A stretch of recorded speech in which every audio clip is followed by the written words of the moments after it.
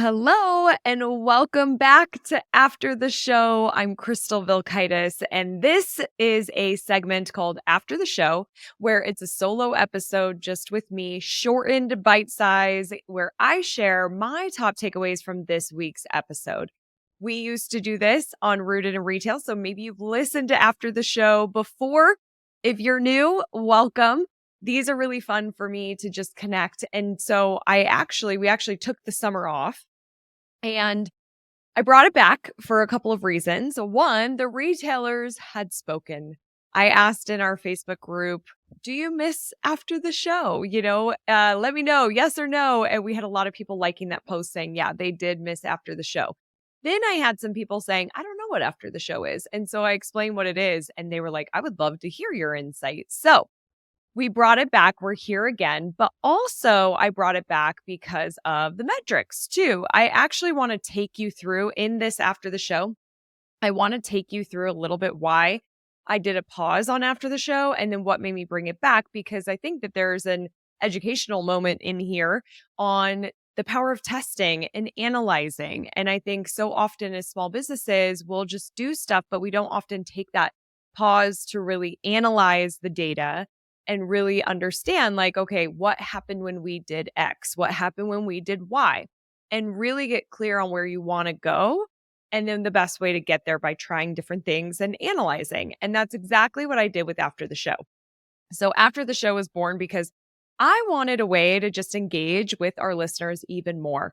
A big goal for me here at Rooted in Retail is to just create a community of retailers who are rooted in the industry, who need that support. They want to connect, and they really just want retail education, inspiration, and community. And so a weekly episode is great, but I was feeling like I wanted to talk a little bit more. I wanted to show up and connect a little bit more often.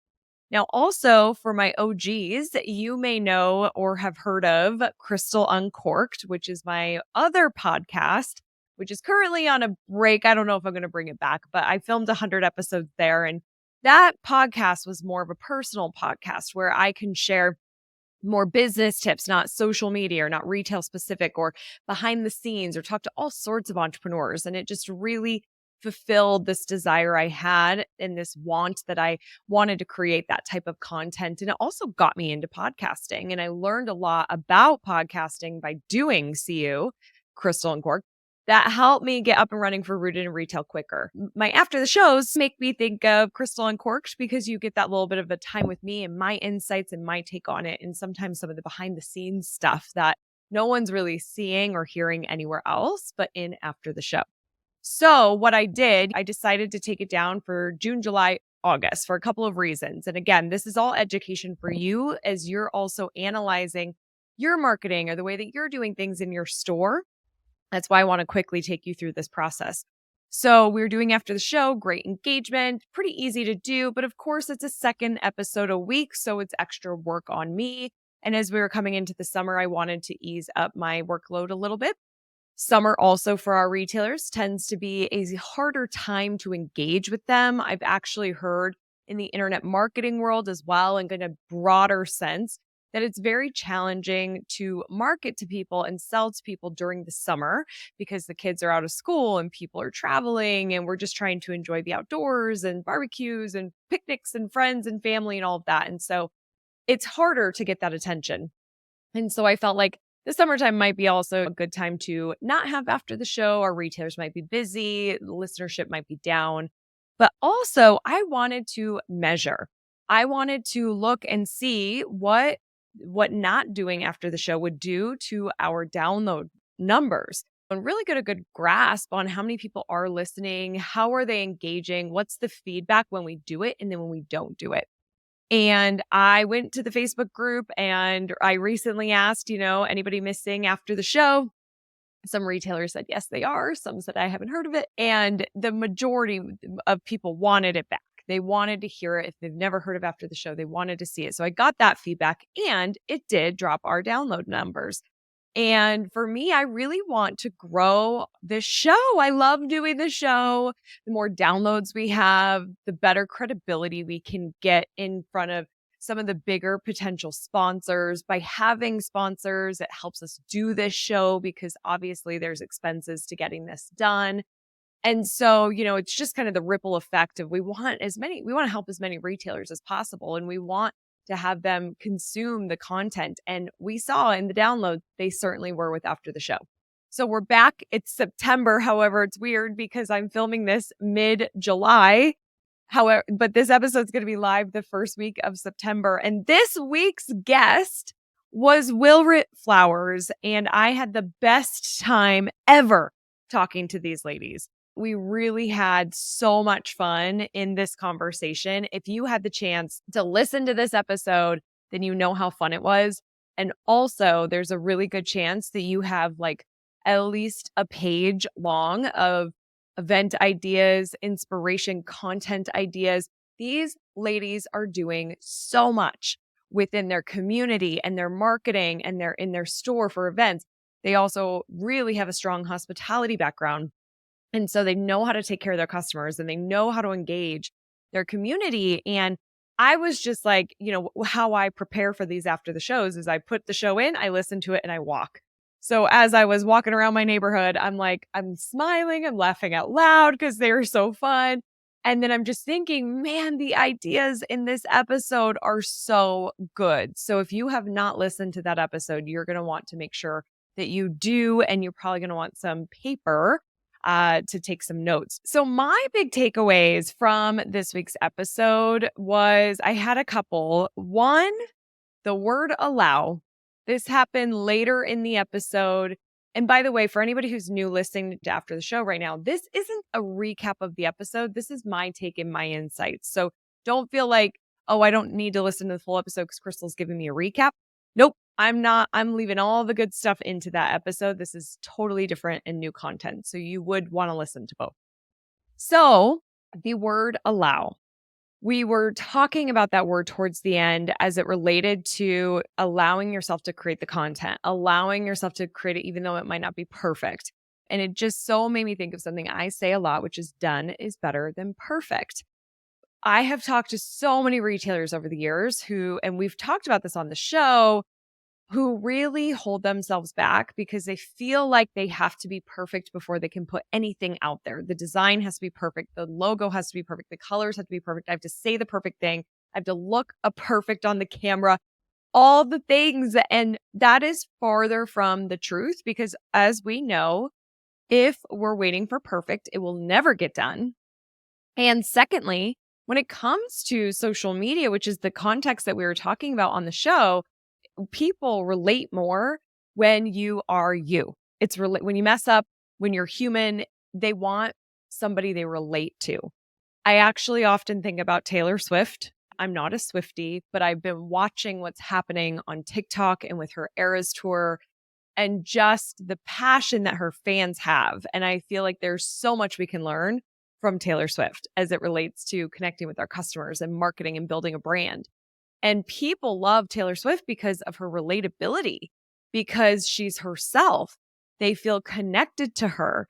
She doesn't have to be perfect. Now, look, she is a star and she's a celebrity. So she's got a ton of practice and really talented. So that's next level, of course, next 5,000 levels. But the thing is here is they relate to her lyrics. It's real. It's honest. It's vulnerable. And that's what people are wanting and seeking and what they actually pay attention to in marketing and just with brands that they like and that they shop from. And they can feel that in the marketing and in the messaging and in the emails and in the store. So the word allow, I just really wanted to sort of double tap on that because I think that there are opportunities for a possible listener that needs to allow for it to be messy, allow for it to not be perfect, allow for you to just do the best that you can with what you have and get the thing done, whatever that thing might be.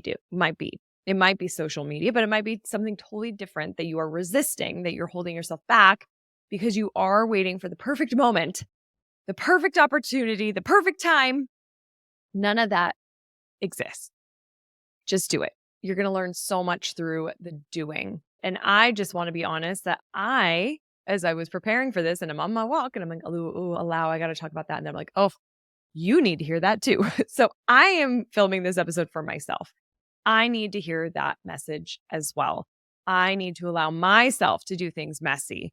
There's things that I have that I'm working on right now that are a little behind the scenes. So hopefully by the time this is live, you can hear a little bit more about what I'm working on right now. But that I do need to allow. It's new. It's just a matter of putting myself out there more, being seen more, following the drive, following my heart and doing it afraid, like my grandma says. And it's just so funny because I talk about this on stages. I feel like this topic is very big in the professional development world of fear and holding us back, but we all struggle with it. It's all something that we have to work through, not fight through and not overcome, because new levels, new devils, there's always something.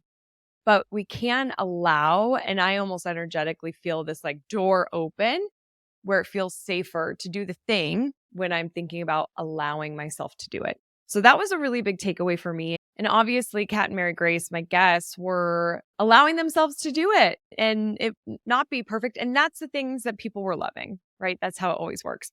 The other thing that really stood out for me was the attention to detail. We talk about this towards the beginning of the episode, and I mentioned in the episode that that's really their superpower. I can tell just by how they were talking and how they operate their business. And it made me feel like there might be a listener who could focus on that attention to detail a little bit more, because we get so caught up in running our business that we won't, like, you just brush over stuff. We won't think about something for a while. We won't look at something for a while. We won't touch something for a while. And it might be time to block your calendar and to look at that thing, whatever that may be, but really having that attention to detail. It may give you the opportunity to, maybe you have something that's working well right now to drive in traffic, but if you thought a little bit more about it and if you could get a little bit more detailed in there and specific on what you're trying to do and how you're trying to help, it could actually amplify those results for you. In the context of this episode, we were really talking about attention to detail and customer service and that hospitality aspect.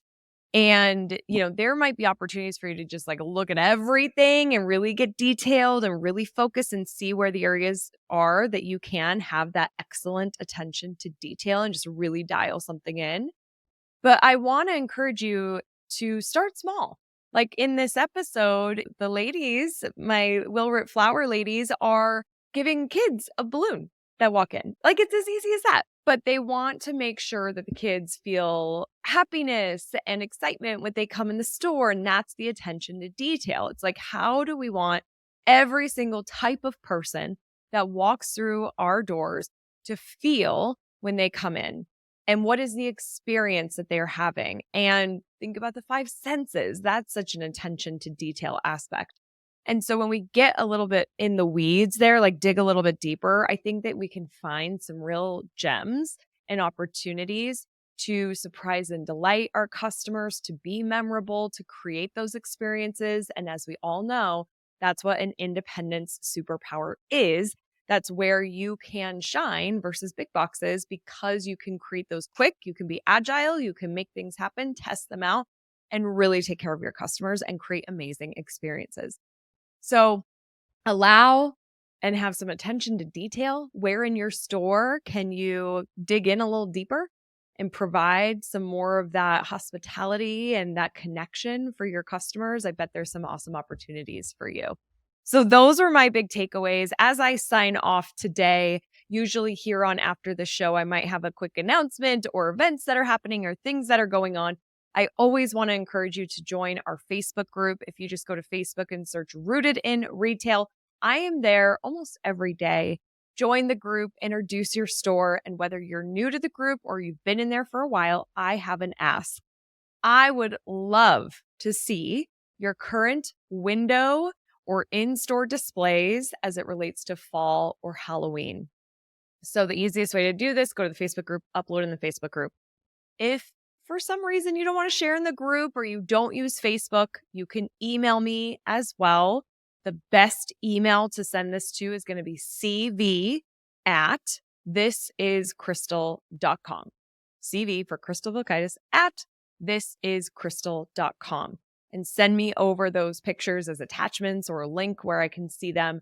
And I would love, I'll say this, if you're sending these photos or uploading to the group, you're giving me access to potentially use them. I'm scheming on something and a great resource. And I would love to see what you got going on for fall and Halloween. So please upload those, share with me. Thank you for being here.